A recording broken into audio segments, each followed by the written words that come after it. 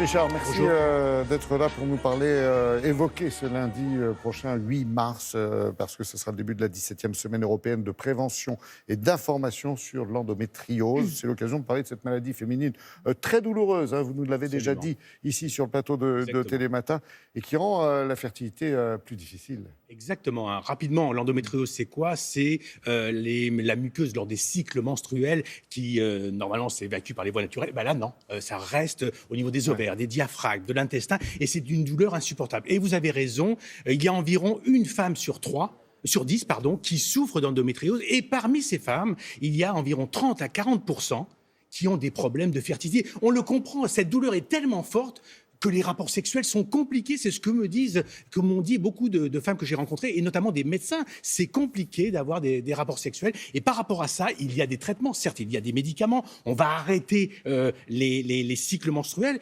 Mais dans certains cas, on est obligé de passer par la case chirurgie pour justement soulager et permettre à ces femmes de pouvoir avoir un enfant. On a rencontré, et ça donne beaucoup d'espoir, parce que moi je me mets parfois à la place de ces médecins qui sont obligés de trouver des solutions. On a rencontré France avant le confinement, qui explique qu'elle ne porte pas de masque, mais surtout, elle a pu avoir un enfant grâce à la chirurgie et en dépit de cette endométriose. Donc c'est vraiment un message d'espoir. On regarde.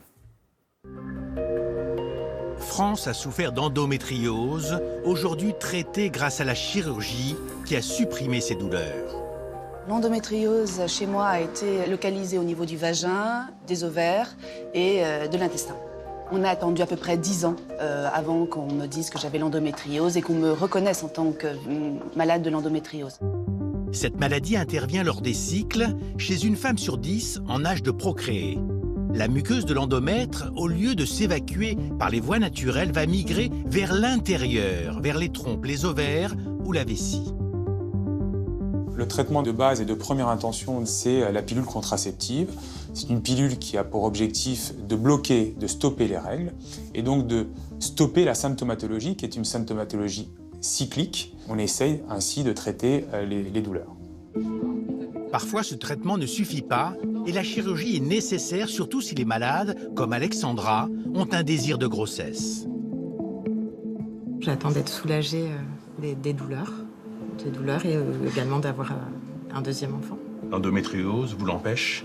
Oui, l'endométriose m'empêche d'avoir une deuxième grossesse. L'opération de cette patiente peut commencer et va durer près de 3 heures. Les principales zones touchées chez cette patiente sont les ligaments utérosacrés, les ovaires, avec ici la formation d'un kyste ovarien, et la partie basse du tube digestif.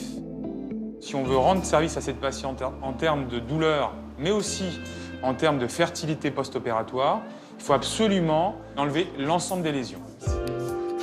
Contre son endométriose, France, mère de 2 enfants, a subi 2 opérations, mais elle redoute toujours une récidive.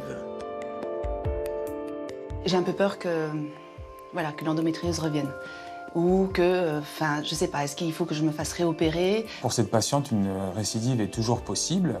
Et ce qui est important, c'est de leur expliquer et surtout de leur dire qu'il y a toujours des possibilités thérapeutiques, qu'on commencera par un traitement médical et que ce n'est que si ce traitement médical est inefficace ou alors mal toléré qu'on aura recours à la chirurgie.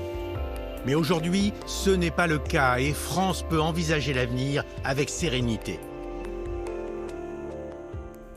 Et dès lundi, Richard, bonne nouvelle, dès le début de cette 17e semaine européenne de prévention d'endométriose, il y aura une nouvelle application qui sera... Très utile, parce que vous savez, là, on a l'exemple d'un centre expert. Les femmes ont pu aller dans ce centre expert, mais il y a beaucoup de femmes qui sont isolées et qui souffrent. Et donc, il y a une nouvelle application qui s'appelle Easy Endo, qui va justement aider les femmes. Ce qui est intéressant dans cette application, c'est premièrement, c'est 2 médecins spécialisés qui ont conçu cette application. Elle est indépendante, elle n'est pas liée à l'industrie pharmaceutique, et il y a un certain nombre d'informations, des forums, des discussions, des news sur cette maladie, parce que c'est une maladie qui progresse. Chaque mois, on découvre des choses intéressantes, donc c'est vraiment une solution très intéressante. Donc easyendo.fr, c'est une application qui va faire son chemin, cher Laurent. C'est évident, et puis c'est important pour toutes ces femmes, afin qu'elles arrêtent d'être inquiètes et de se poser plein de questions, puisqu'il y aura des réponses immédiates à toutes ces inquiétudes. Merci Richard.